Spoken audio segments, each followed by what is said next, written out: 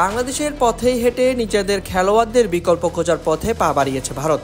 বাংলাদেশ ভারতকে কেন্দ্র করে ফুটবল ভক্তদের মাঝে উত্তেজনা চরমে। মূলত হামজা চৌধুরী ও সুনীল ছেত্রীকে নিয়ে ভক্তদের এই উত্তেজনা। নিজের দেশকে প্রতিনিধিত্ব করতে ইংল্যান্ড ছেড়ে বাংলাদেশে এসেছেন হামজা চৌধুরী। অন্যদিকে নিজের অবসর ভেঙে দেশকে আবারও প্রতিনিধিত্ব করবেন সুনীল ছেত্রী।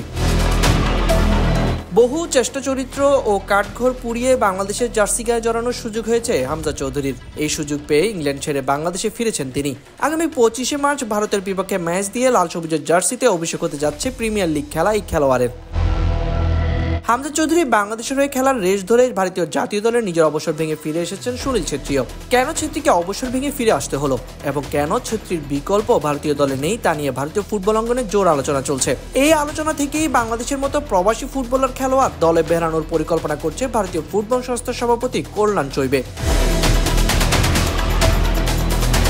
প্রবাসী খেলোয়াড় দলে অন্তর্ভুক্তিকরণ নিয়ে কল্যাণ চৈবে বলেন, আমরা এমন একটা নীতি তৈরি করার চেষ্টা চালাচ্ছি যেখানে বিদেশে খেলা ভারতীয় বংশোদ্ভূতরা ভারতের হয়ে খেলতে পারবে।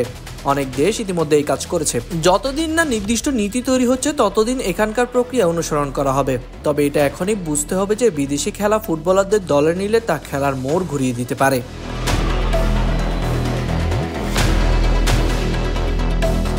অতীতে ইংল্যান্ডের বয়সভিত্তিক দল ও ইংলিশ প্রিমিয়ার লিগে খেলা ভারতীয় বংশোদ্ভূত স্ট্রাইকার মাইকেল চোপড়া সহ অনেকেই ভারতীয় দলের হয়ে খেলার ইচ্ছা প্রকাশ করেছিল।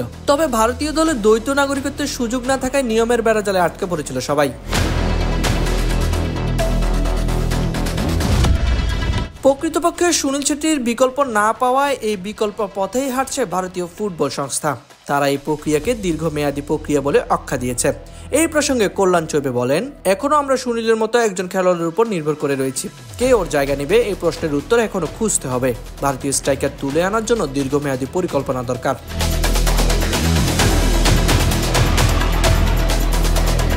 সাইদ শামস, অফসাইড।